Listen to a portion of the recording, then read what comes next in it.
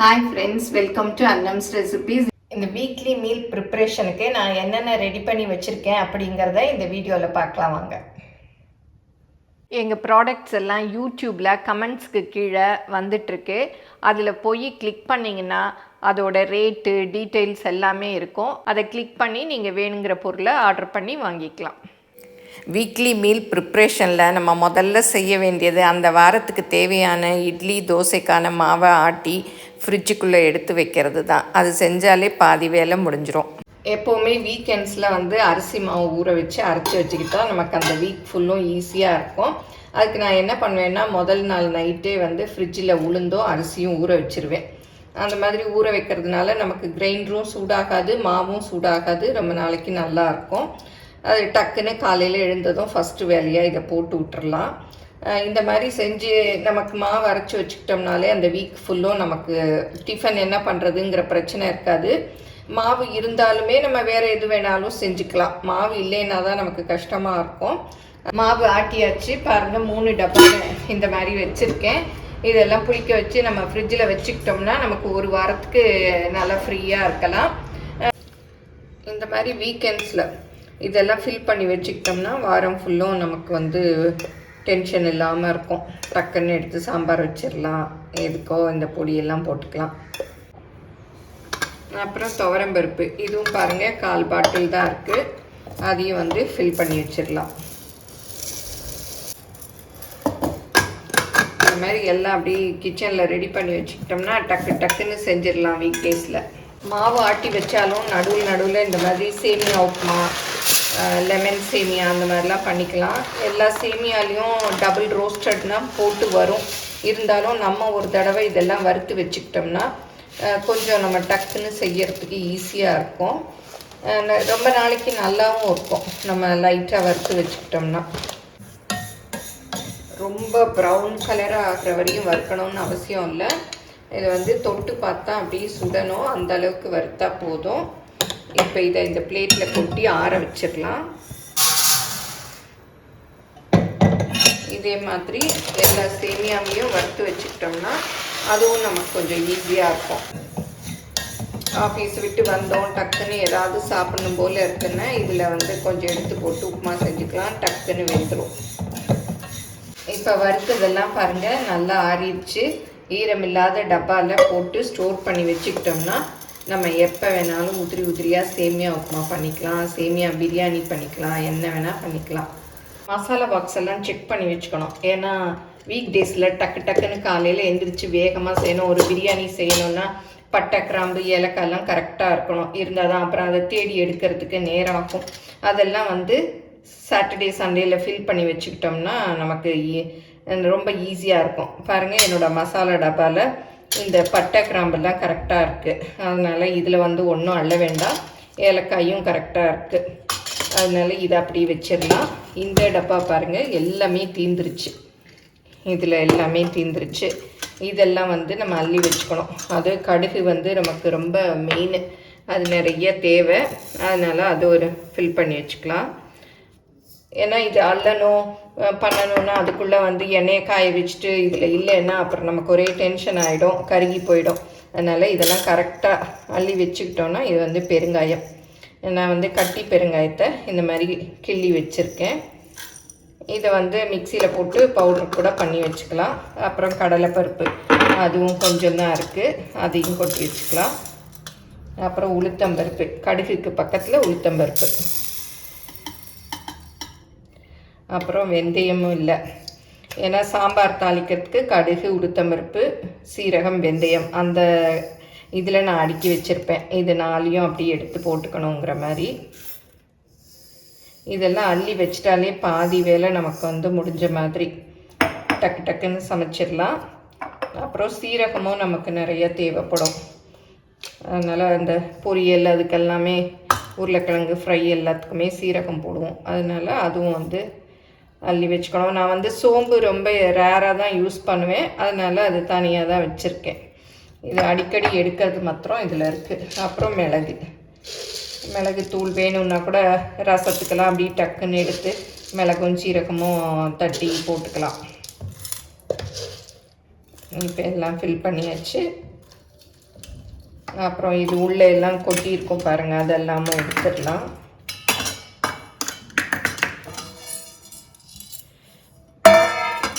எடுத்துட்டு அடுக்கி வச்சுக்கலாம்.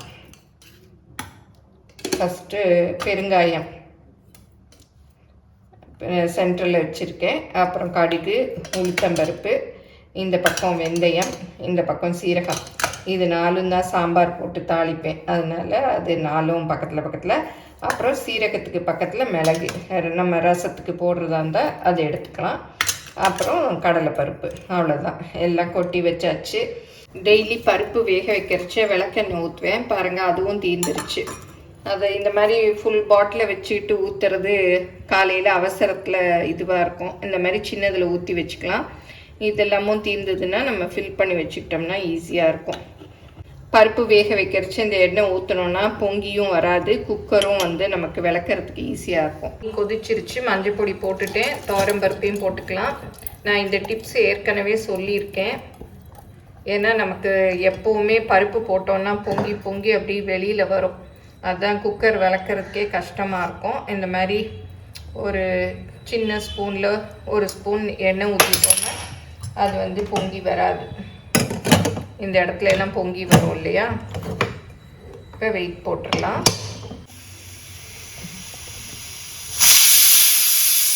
இப்போ பாருங்கள், அந்த பருப்பு இதெல்லாம் வரல, சும்மா தான் வந்து 2 சவுண்டு வந்துருச்சு.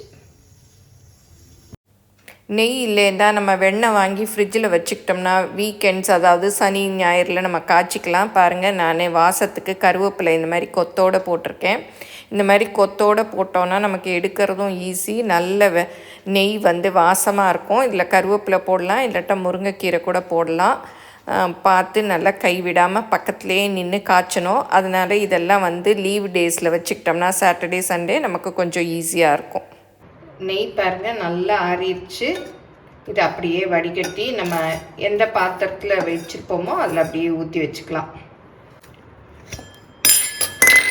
இதில் அப்படியே வடிகட்டிக்கலாம்.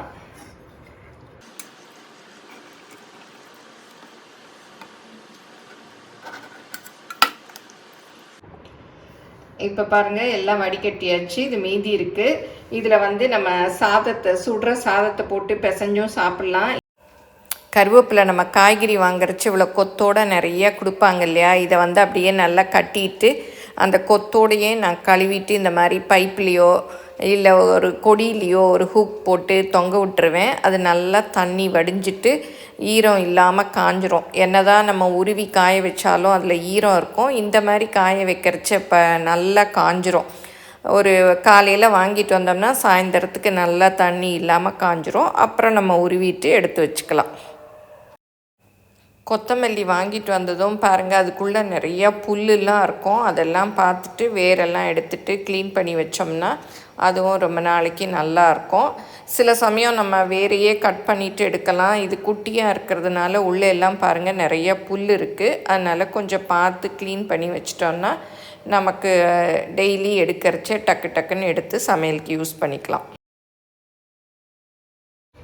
இப்போ கருவேப்பிலையெல்லாம் நல்லா காஞ்சிருச்சு. அதை காம்புலேருந்து உருகி இந்த மாதிரி பாட்டிலில் போட்டு வச்சாச்சு. இந்த மாதிரி பாட்டிலில் போட்டு வச்சோன்னா 15 நாளைக்கு கூட நல்லாயிருக்கும். அப்புறம் பச்சை மிளகாய்க்கும் நல்லா பச்சை மிளகாயை கழுவிட்டு காம்பு எடுத்துகிட்டு போட்டு வச்சுருக்கு.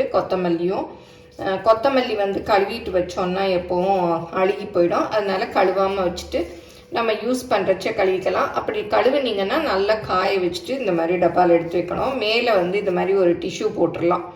துணி போடுறதுனாலும் போட்டுக்கலாம், இல்லை டிஷ்யூ போட்டுக்கலாம். ஏன்னா மேலே மூடியில் தண்ணி வருது, அந்த விழுந்து விழுந்து அழுகி போயிடும். இந்த மாதிரி நீல டப்பாவில் வச்சுக்கிட்டிங்கன்னா அந்த நீளமாக நல்லாயிருக்கும். அந்த சைஸ்க்கே வச்சுக்கிட்டோன்னா இதை அப்படியே போட்டு இதை மூடிடலாம். அப்புறம் கருவேப்பிலைக்கு ஒன்றும் வேண்டாம், அப்படியே மூடி வச்சிடலாம். அப்புறம் பச்சை மிளகாய்க்கும் ஒரு இது போட்டுக்கலாம். ஏன்னா இந்த மூடியில் வந்து ஃப்ரிட்ஜுக்குள்ளே வைக்கிறச்ச தண்ணி வரும். அந்த தண்ணி பச்சை மிளகாயில் விழுந்து அழுகி போயிடும். இந்த மாதிரி போட்டு மூடி இதையும் இப்படி மூடி வச்சுக்கலாம். இது அப்படியே நம்ம அடுத்த வாரம் வாங்குகிற வரைக்குமே நல்லா இருக்கும், சூப்பராக இருக்கும். காலையில் சமையல் செய்கிற டென்ஷனில் பூண்டு உரிக்கிறது தான் ரொம்ப பெரிய வேலை.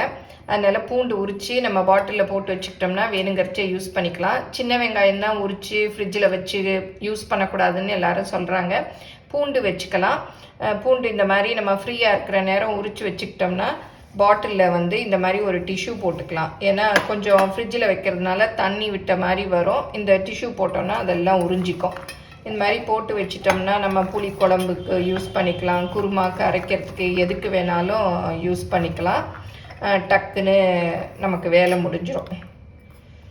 இந்த மாதிரி போட்டு மூடி ஃப்ரிட்ஜில் சும்மா ஃப்ரீசர்லாம் வைக்க வேணாம், நம்ம சும்மா எல்லாம் வைப்போம் இல்லையா, அந்த இடத்துல வச்சுக்கலாம். அப்புறம் தேங்காயும் வந்து ஒரு தேங்காய் உடச்சி இந்த மாதிரி துருவி வச்சுக்கலாம். உங்களுக்கு எவ்வளோ அந்த வீக்கில் தேவைப்படுமோ அந்த அளவுக்கு துருவி வச்சுக்கலாம்.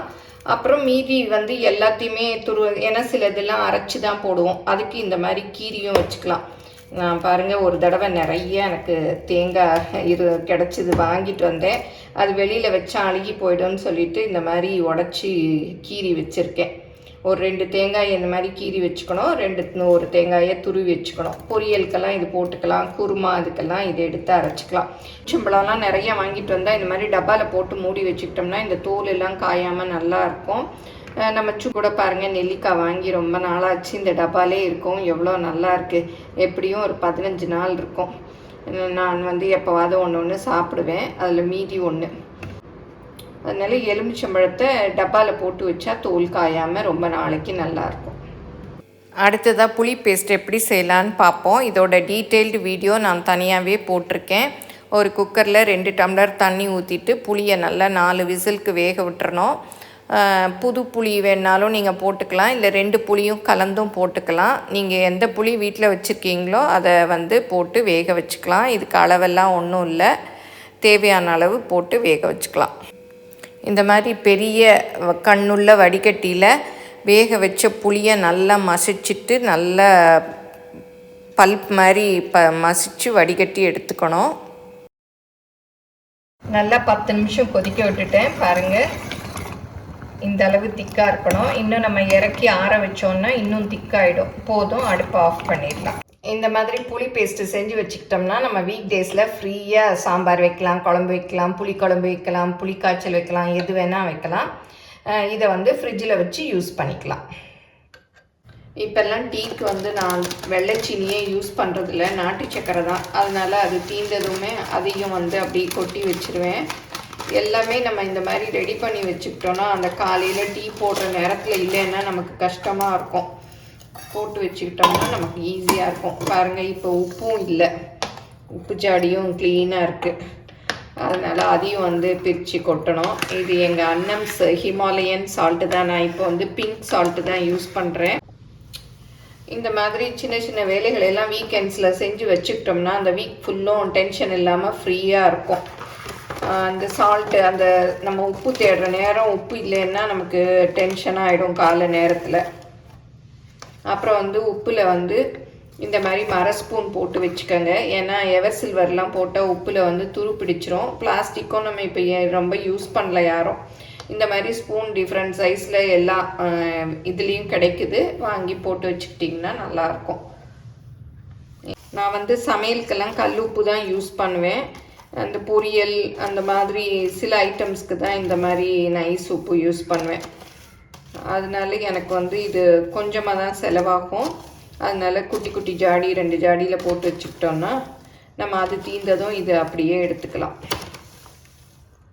அடுத்ததாக இஞ்சி பூண்டு பேஸ்ட்டு. இஞ்சி பூண்டு பேஸ்ட்டை அரைச்சி வச்சுக்கிட்டோம்னாலே பாதி சமையல் முடிஞ்ச மாதிரி தான். நான் எப்போவுமே வந்து இஞ்சியும் பூண்டும் கரெக்டு ஒரே அளவு எடுத்துக்குவேன். கப்பில் எடுத்தாலும் அதே அளவு எடுத்துக்குவேன், கிராமில் எடுத்தாலும் அதே அளவு எடுத்துக்குவேன். இப்போ வந்து இது 100 கிராம் பூண்டு எடுத்திருக்கேன், 100 கிராம் இஞ்சி. இப்போ இஞ்சியை வந்து தோல் சீவிட்டு அப்படியே அரைச்சிக்கணும்.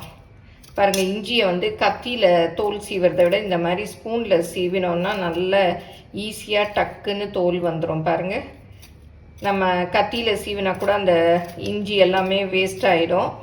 அதுவும் இப்போ இஞ்சியெல்லாம் வேறு ரொம்ப விலை. பாருங்கள், ஈஸியாக வருது.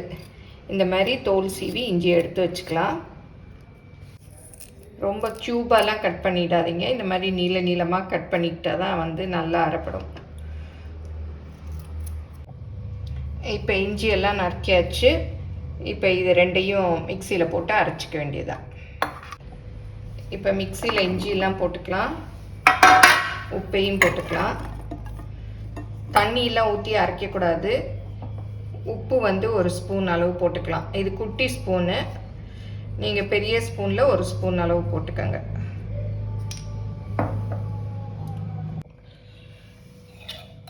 அப்புறம் சமையலுக்கு யூஸ் பண்ணுற எண்ணெய், அது ஒரு 2 ஸ்பூன் அளவு. இது அரை ஸ்பூன் அளவு இருக்கும், அதனால் 4 ஸ்பூன் அளவு ஊற்றுறேன். ஏன்னா இது ரெண்டும் தான் ப்ரிசர்வேட்டிவ்.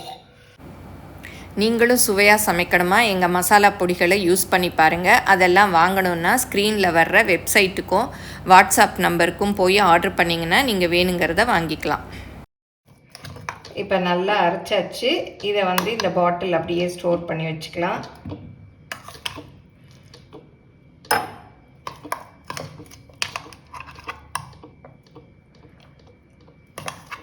நீங்கள் நிறைய அரைச்சிங்கன்னா ஃப்ரீசரில் நம்ம ஐஸ் க்யூப்ஸ் இருக்கு இல்லையா, அதில் கூட போட்டுட்டு அதை வந்து ஒன்று ஒன்றா வந்து எடுத்து யூஸ் பண்ணிக்கலாம். நான் கொஞ்சமாக இருக்கிறதுனால இதை வந்து பாட்டில்லே போட்டுக்கிறேன். பாருங்கள், இந்த மாதிரி எல்லாத்தையும் நம்ம ரெடி பண்ணி வச்சுக்கிட்டோம்னா அந்த வீக்கே நமக்கு வந்து பீஸ்ஃபுல்லாக போகும். காலையில் எந்திரிச்சதும் என்ன சமைக்கணும்னு முதல் நாளே அதையும் பிளான் பண்ணிக்கிட்டோம்னா டக்கு டக்குன்னு செஞ்சிடலாம். பாருங்கள், எல்லாத்தையுமே பருப்பெல்லாம் ஃபில் பண்ணி வச்சுருக்கு, நெய் காய்ச்சி வச்சுருக்கு, தேங்காய் திருவி வச்சுருக்கு, பூண்டு உரித்து வச்சுருக்கு, இஞ்சி பூண்டு பேஸ்ட்டு, புளி பேஸ்ட்டு, கருவேப்பிலை எல்லாம் எடுத்தோமா டக்கு டக்குன்னு சமையலை பண்ணோமா, டென்ஷன் இல்லாமல் ஃப்ரீயாக லைஃப்பை என்ஜாய் பண்ணோமான்னு இருக்கணும். எல்லோரும் இதெல்லாம் ஃபாலோ பண்ணி பாருங்கள். எப்படி வந்ததுன்னு உங்கள் கமெண்ட்ஸை மறக்காமல் கமெண்ட்டில் சொல்லுங்கள். நீங்களும் என்னென்னலாம் ப்ரிப்பேர் பண்ணுவீங்க அப்படிங்கிறதெல்லாமும் கமெண்ட்டில் சொல்லுங்கள். பிடிச்சிருந்தால் லைக் பண்ணுங்கள், உங்கள் ஃப்ரெண்ட்ஸுக்கும் ஷேர் பண்ணுங்கள். ஃபேஸ்புக், இன்ஸ்டாகிராமில் அன்னம்ஸ் ரெசிபீஸை ஃபாலோ பண்ணுங்கள். தேங்க்யூ.